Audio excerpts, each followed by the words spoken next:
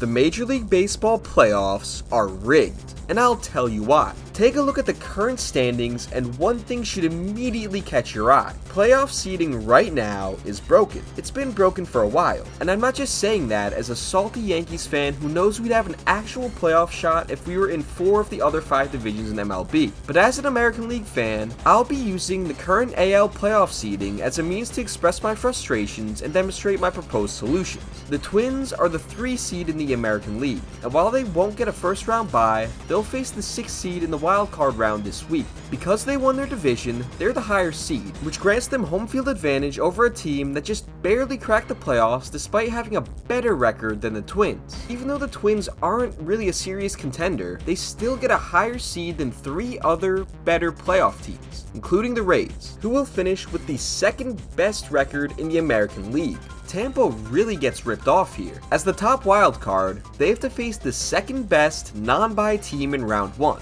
And if they win, they have to face the top seed in the American League in the division series. Based on overall record, the 2nd best team in the American League has to face the 3rd or 4th best team in round 1, then the best team in round 2, all while the weakest playoff team gets to face the 5th best team at home in round 1, and then doesn't even have to face the top team in round 2. This also makes the 2 seed better than the 1 seed, since they get a round 1 bye and don't even have a chance at facing either of the top 2 teams until the championship series. The team that finishes in the last wildcard spot is in the best position out of all the wildcard teams, as they'll be facing a team that's about 12 wins worse in round 1 than if they finished as the 2nd wildcard. To recap, the 6th seed is better than the 5 and 4 seeds, the 2 seed is better than the 1 seed, and the 3 seed is the worst playoff team in the league. Twins fans are probably going to get on me for talking about how undeserving they are. They obviously didn't make this format, they just follow it. But maybe this helps explain how they've gone winless in their last 18 playoff games. When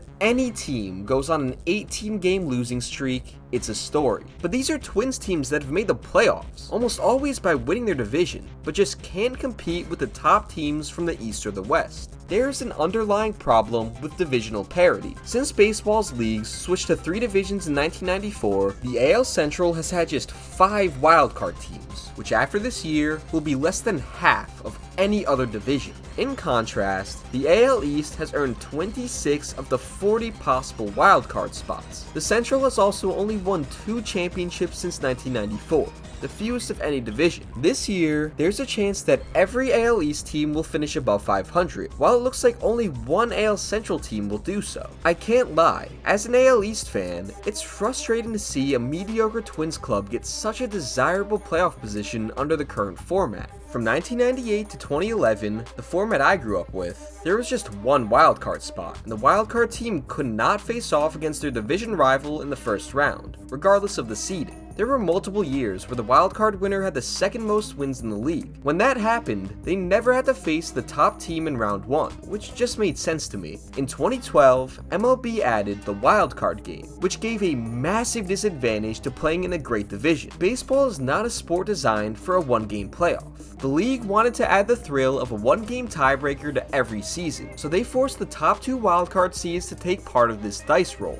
As a fan, it is thrilling, but on a fairness level, some teams really get shafted. Not only did they have to go through the wildcard game, but now seeding was set before the game, meaning that the wildcard winner had to play the top team in baseball in the division series, even if they had the 2nd most wins in the entire league. In 2018, the 103-win Astros got to play the 91-win Indians in the division series, while the 108-win Red Sox played the wildcard winner. The 100-win Yankees ended up being that opponent, and even if they lost to the 97-win A's, Boston still would have been playing a tougher opponent than the Astros, despite having 5 more wins. With the newly expanded playoffs, the 1-game series is no more, and the first round is now composed of a best-of-3 wildcard series, which has the same exact seeding problems as before. So, what's my grand solution? Well, I have a few. But first, this video is sponsored by Factor. It's fall. With MLB Playoffs, college and NFL football, and basketball and hockey right around the corner, we don't have time to be cooking meals after work or grocery shopping on the weekends. With Factor, skip an extra trip to the grocery store and all that prep and cleanup too, while still getting the flavor and nutritional quality you need. Factor's fresh, never frozen meals are ready in just 2 minutes, so all you have to do is heat up and enjoy. Then go back to crushing your goals. Sure, you could order that greasy delivery that'll probably be cold by the time it gets to you and pay all of those hidden fees, or you can choose from 34 plus weekly flavor-packed meals, piping hot and ready to eat in just 2 minutes. Factor sent me some meals to try for myself, and the time I saved from skipping the grocery store and cooking helped me crunch to get this video out quickly. Head to factor75.com or click the link below and use code ATB50 to get 50% off your first Factor box. That's code ATB50 for 50% off at factor75.com. Thanks, Factor. MLB expansion is coming soon, so a divisional realignment is in order, and I'll get back to that in a minute. But for right now, we have a 162 game season.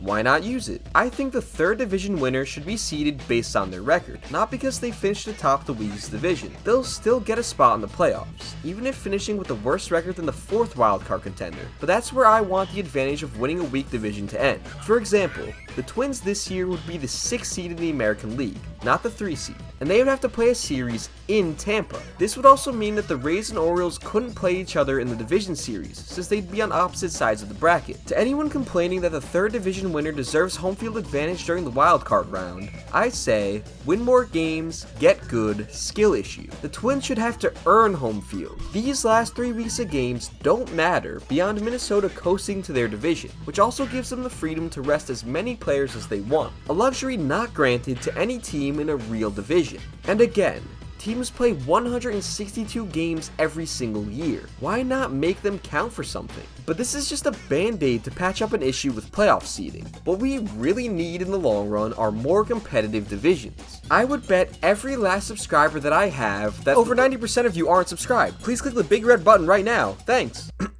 As I was saying, I would bet every last subscriber that I have that MLB announces expansion to 32 teams by the end of this decade. This makes the divisional realignment all the more necessary, since tacking on new teams to uneven divisions just creates a headache for everyone. We could look to other leagues for answers when it comes to dividing up 32 teams. The NBA will probably keep its same East-West conference-based seeding when they expand to 32. The NFL and NHL currently operate with 32 teams, and each have interesting options for MLB. The NFL has 2 conferences, each with 4 divisions composed of 4 teams. Each division winner gets a playoff spot, along with 3 wildcard teams in each conference, and the top-seeded division winner gets a bye. The issue I see with this is that reducing division sizes will only make it more likely that there's no competitive teams or too many competitive teams in one division. The NHL, on the other hand, has 2 conferences, each with 2 divisions composed of 8 teams. The top 3 teams in each division make the playoffs, with each conference having 2 more wildcards. For baseball, I think it makes the most sense to follow the NHL's lead. Let's say MLB adds a team in Nashville and a team back in Oakland after the A's move to Vegas. We can put the Nashville team in the NL and the Oakland team in the AL. The simplest solution that would mitigate the other problems I've addressed earlier in this video is dividing both leagues into an East Division and a West Division, just as they were before 1994. Having the 2 division winners in each league earn the first round bye is natural, since winning an 8-team division is actually an accomplishment. Other than the division winners, the wildcard teams would either be the next 4 teams in each league or the next 2 teams in each division. Since there's more teams in each division, the divisions should be more balanced in the aggregate, so I'm not sure which way I'd prefer. So I'll ask you. Comment down below what you think about my proposed format. Do I have a serious problem and solution here, or am I crying over spilled milk? Either way, thanks for watching.